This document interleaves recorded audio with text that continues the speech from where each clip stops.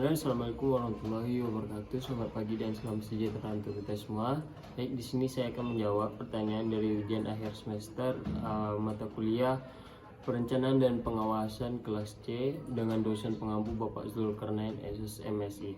Baik, di sini yang saya akan jawab adalah pertanyaan pertama tentang mengapa pentingnya pengawasan dalam suatu pembangunan. Mengapa? Karena menurut saya pengawasan dalam pembangunan itu sangat penting. Karena bila tidak ada, maka tidak mungkin adanya perbaikan atau koreksi dalam pembangunan tersebut melalui manajemen pembangunannya. Tanpa pengawasan itu juga, maka pembangunan tidak akan berjalan semestinya yang ingin dilaksanakan dari awal. Dengan demikian, pengawasan dalam pembangunan itu merupakan hal yang menjadi bagian integral atau menjadi bagian penting dalam suatu pembangunan itu sendiri. Lalu yang kedua, menjawab pertanyaan mengenai 8 tren pengawasan yang seperti ada di dalam contoh soal tersebut. Yang pertama, yakni mengontrol kepemimpinan. Yakni kerangka tindakan yang terdiri dari pendekatan pengendalian yang terbukti dan baru yang diperlukan agar berhasil menguasai beragam tantangan transformasi tangkas digital dan ekologis. Nah, mereka yang bertanggung jawab dalam mengendalikan ini diminta untuk menciptakan tempat berkembang biak untuk bekerja yang lebih baik dan sukses. Lalu yang kedua, yakni tentang pengendalian agile, tujuan dan kunci hasil. Maksud di sini adalah transformasi model bisnis yang gesit, mengubah proses dan struktur. Perubahan organisasi di perusahaan didorong maju dengan susah payah. Namun transformasi yang sukses juga membutuhkan sistem kontrol yang memadai untuk membuat kontribusi nilai transformasi yang transparan dan yang benar. Lalu yang ketiga, yakni mengenai mengontrol transformasi. Pengontrol harus memastikan bahwa data internal dan eksternal lebih melibat dalam sebuah keputusan.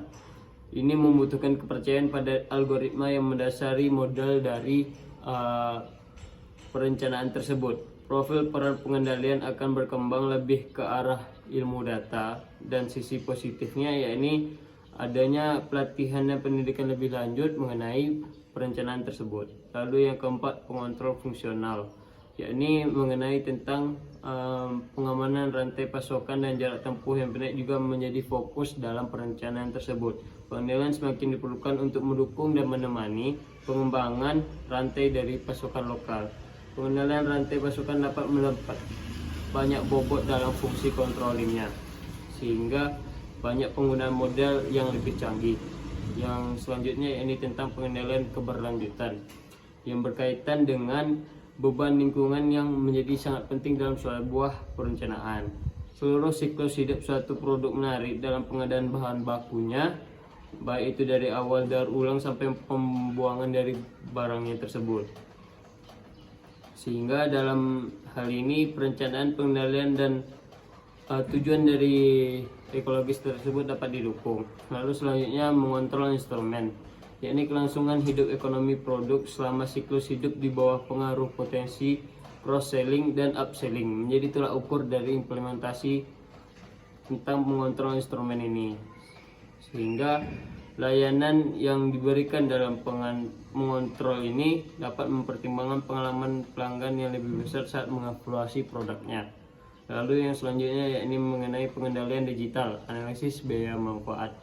Tidak semua tren digital perlu diimplementasikan tanpa refleksi di perusahaan. Konversi dan perluasan ke model bisnis digital membutuhkan kasus bisnis yang keberlanjutan. Dalam mengendalikan, keterampilan eksplorasi semakin dibutuhkan untuk memetakan biaya dan manfaat proyek digital secara realistis. Lalu yang terakhir yakni tentang keterampilan mengendalikan dalam model kompetensi. Proyek transformasi yang menjanjikan sering gagal karena kurangnya kompetensi yang melampaui keahlian dari mengendalikan hal tersebut, sehingga pasak kompetensi pengendalian perusahaan makin terlalu sedikit, sehingga memperhitungkan topik kelincahan transformasi digital, ilmu data dan keberlanjutannya juga berkurang. Baik, sekian dari saya. Dengan kurang mohon maaf. Wabillahi taufiq wal hidayah. Assalamualaikum warahmatullahi wabarakatuh.